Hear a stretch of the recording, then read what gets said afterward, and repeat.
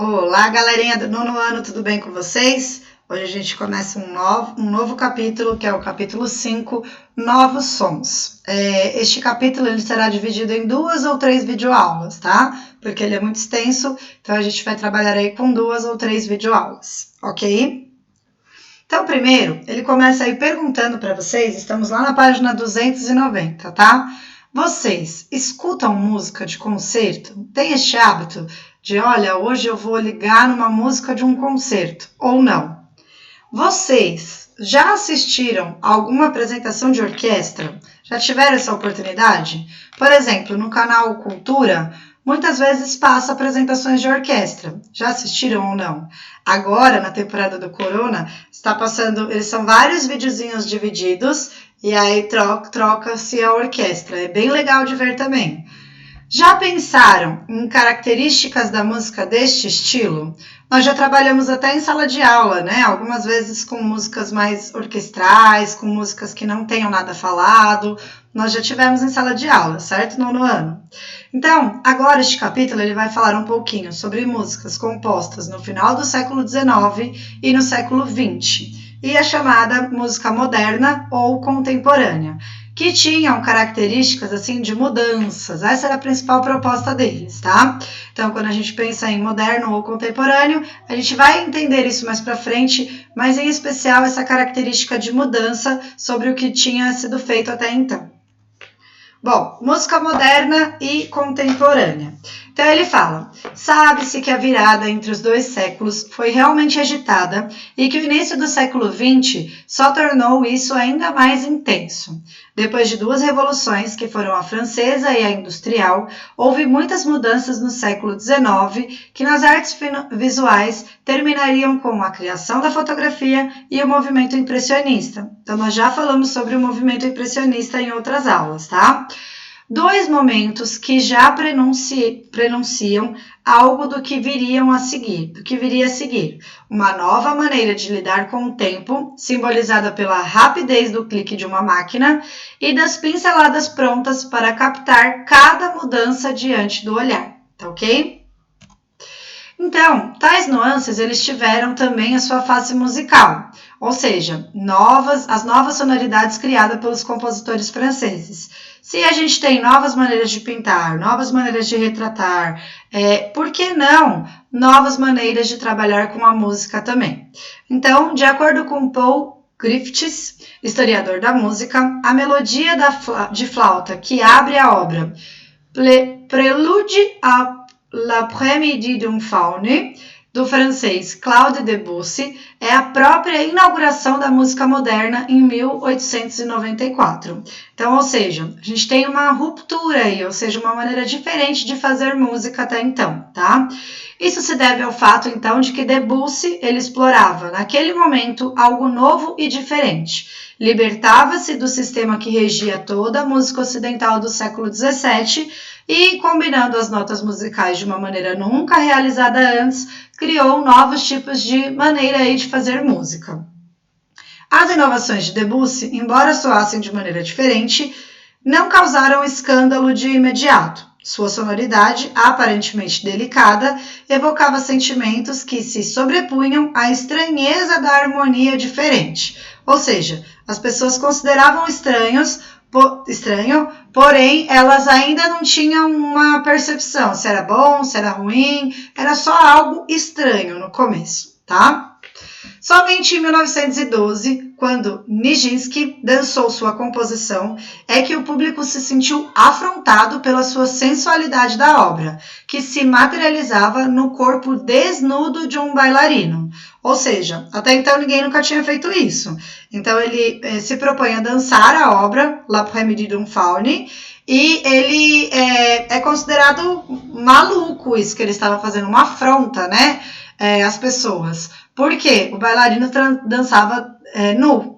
Então, para a época, isso era um absurdo, né? Eu não sei se ele estava nu por completo ou se ele tinha apenas a calça. E também, para a época, era algo muito diferente, tá? Arnold Schoenberg, neste mesmo período, empreendia uma experiência mais radical, ao fazer música sem tom. e essa nova forma de música passou a se chamar atonal. Diversas composições atonais de Schoenberg foram agressivamente rejeitadas em suas poucas apresentações, ou seja, ninguém nunca tinha visto música naquele estilo e a principal proposta quando é algo novo, as pessoas rejeitam este algo novo, tá? Em um concerto de 1913, em que o artista executou peças musicais atonais suas e de seus dois discípulos, Anton Weinberg e Alban Berg, até a polícia foi chamada para conter as reações indignadas da plateia. Ou seja, olha, não é o que a gente queria, não foi feito o que foi prometido, e aí a polícia acabou sendo chamada dentro desse concerto aí.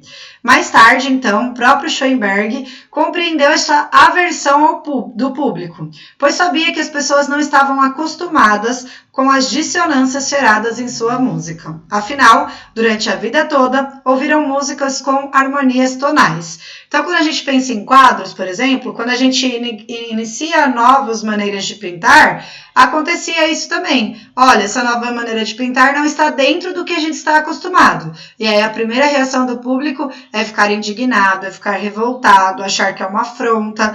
E o mesmo aconteceu na música. Então, uma música atonal, que é sem tom, feita pelo Schoenberg, ela tinha essa proposta de causar esse furor nas pessoas.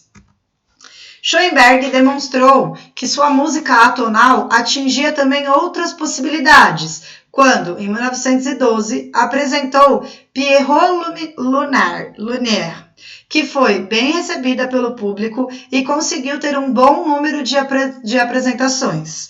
A música trata do personagem Pierrot, da comédia dell'arte, associado às emoções intensas, sentimentos elevados, conflitos humanos internos, tudo misturado a tons leves e irônicos. Ou seja, a partir daí ele começa a ser bem recebido com essa ideia das músicas atonais.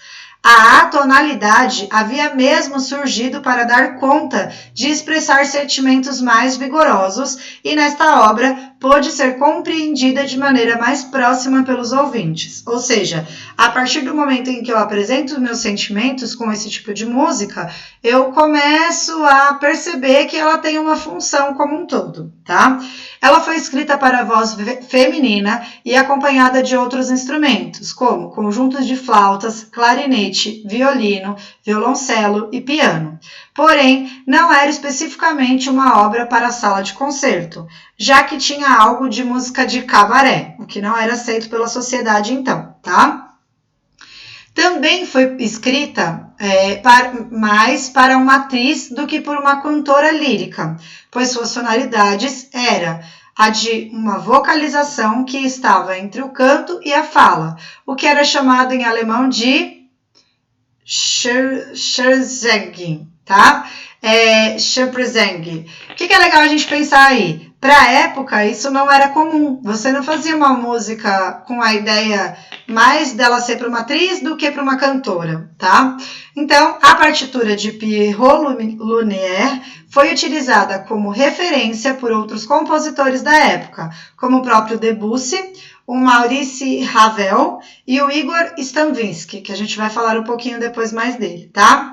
Mais tarde, Schoenberg, incomodado com a falta de um conjunto de regras para o atonalismo, que era uma maneira intuitiva de compor, sistematizou uma forma de composição chamada de serialismo. Ou seja, até ele mesmo ficou incomodado por não ter muitas regras para esse tipo de obra atonalísticas, e aí ele cria o serialismo, para falar, olha, quem quiser fazer música tonal a partir de agora vai ter que usar desse tipo de regra aí, tá? Ela era feita, então, sobre uma série fixa de 12 notas determinadas pelo compositor, chamada de dodecafônica, que podiam ser usadas de várias maneiras, permitindo, segundo ele, que se compusesse com mais liberdade, porém com uma base. Olha, vocês têm liberdade para fazer músicas atonais, mas a gente precisa ter uma regra, né? Notem que mesmo as revoluções, tanto em arte, né? Quando a gente pensa em novos movimentos, o movimento é para uma ruptura, para fazer coisas novas. Mas aí também, depois de um tempo, há uma maneira específica para trabalhar neste movimento, não é de qualquer jeito, tá? Em busca por liberdade criativa, era uma tônica do século XX, essa busca por uma liberdade criativa era uma tônica do século XX em todas as linguagens artísticas, e se dava pela negação do passado, pela quebra de regras e pela investigação de novas maneiras de fazer arte. Por isso, os artistas em geral, eles estavam sempre interessados nas experiências e descobertas dos demais. Ou seja, se eu vejo que alguém criou algo que é legal, por que não seguir? Se eu vejo que alguém criou algo que é interessante, por que não me aprofundar? Essa era a proposta, né? Eu costumo dizer isso para vocês, né? Às vezes um aluno mostra algo que é legal. Olha, por que não mostrar para a turma se é algo legal? A gente teve uma experiência dessa aí na aula do chat. Vocês me apresentaram as obras feitas com papéis. É uma obra que eu, professora Mireia, nunca tinha visto, mas que eu me interessei. Então, é interessante a gente aprender com o outro. Essas obras do século XIX e século XX, elas tinham muito disso, a influência, a colaboração. Então, eu vejo o que o outro está fazendo e o que eu posso fazer em cima disso, tá? Não é à toa que há diversos exemplos, então, de influência e colaboração entre os compositores, bailarinos, pintores, escritores, entre outros. Todas as áreas aí se comunicam. Aí a gente tem o pintor russo Wassily Kandinsky, por exemplo, que foi muito influenciado pelas músicas do Schoenberg, de quem também era amigo. Então, não sei se vocês sabem ou não, mas o Wassily Kandinsky, ele tinha como característica ouvir as músicas para poder pintar. Então, ele ouvia as músicas do Schoenberg para poder se inspirar e fazer os seus quadros abstratos, tá? Pablo Picasso desenhou cenários e figurinos para os balés russos e se tornou grande amigo de Igor Stravinsky, compositor da música de alguns desses espetáculos artísticos.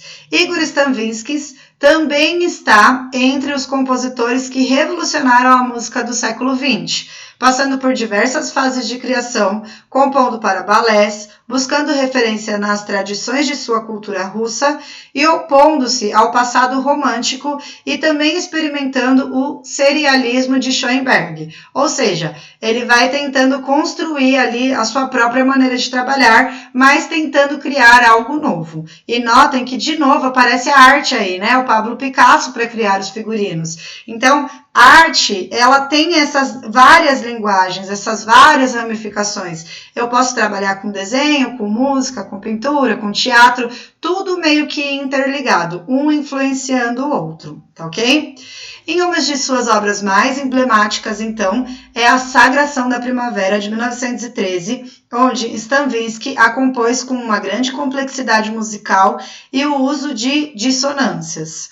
A obra foi composta como um balé, ou seja, feita para que fosse uma história dançada. Nela, uma jovem dança até a morte em meio a um ritual sagrado de fertilidade, quando é oferecido em sacrifício por anciãos aos deuses da primavera. Para pensar neste tema, Stravinsky recorreu às pesquisas da cultura russa anterior ao cristianismo, em religiões chamadas pagãs, e teve a colaboração de Nicholas Roerich, pintor russo, que criou cenários e também os figurinos do balé, compostos por batas de tecido grosso pintados à mão com símbolos primitivos. Ou seja, ele criou aí um balé, né? E ele teve auxílio de outras pessoas para criar toda essa composição deste balé, que tinha uma historinha por trás. Essa estreia, então, de A Sagração da Primavera, ela foi um escândalo, com uma plateia que vaiava e protestava a ponto, novamente, de chamarem a polícia aí. Ou seja, tudo que é novo causa esse protesto com as pessoas que estão vendo, tá? A gente vai ver depois, mais pra frente, o John Cage, que também tinha essa ideia de provocar o público, de chamar a atenção do público, de revoltar o público, e a gente vai ver na continuação deste capítulo. Até hoje, não há certeza sobre o motivo da revolta do público, se era pela música dissonante do Stravinsky ou se era pela coreografia criada pelo bailarino Nijinsky, que trazia para o balé maneiras muito inovadoras de se movimentar. De qualquer forma, o espetáculo, que inicia com uma vigorosa dança tribal, trazia sonoridades e movimento muito mais enérgicos e intenso do que aquelas que o público estava acostumado a ver. Então, notem aí, os figurinos são bem chamativos, né? Aí a gente tem uma cena dessa sagração da primavera e também esta forma de dançar, né? Que não era comum aí para a época, ou seja, geralmente seguia-se os passos, seguia-se uma orientação do que deveria ser feito, e essa é uma dança muito diferente para o que estava acostumado então, tá ok? Bom, por hoje é só, vamos para a atividade então da semana. Vocês têm os exercícios para conferir da página 303, exercício 1 e 2, e vocês terão duas atividades práticas essa semana. A primeira é o da página 301, exercício 4, então vocês vão relembrar o tema e a música da Sagração da Primavera, de Igor Stravinsky, e em folhas avulsas, na verdade vocês vão fazer no caderno, né? Vocês vão desenhar outras possibilidades de cenário e de figurino para este balé. Então, o importante é que vocês escutem, né? Vocês podem pesquisar na internet lá, Sagração da Primavera, verificar como era esse cenário, este figurino, e vocês vão criar um novo figurino e um novo cenário para este balé, tá? E na página 301, exercício 6, vocês vão escolher uma música do compositor Arnold Schoenberg, vão escutar, prestando atenção nos sons produzidos, e esse daí vocês vão fazer direto na apostila. Deixa eu mostrar ele aqui para vocês, tem um bom espaço aí para vocês, tá? Então, vocês vão criar um desenho representando as sonoridades que vocês ouviram. Vocês estão livres usando lápis de cor, canetinha, giz, entre outras coisas aí. Pode ser um desenho abstrato, tá? Conforme vai escutando a música, vai desenhando. Nós fizemos um trabalho semelhante aí no início do primeiro bimestre. Tá ok, gente? Por hoje é só. Um beijo e até a nossa próxima videoaula.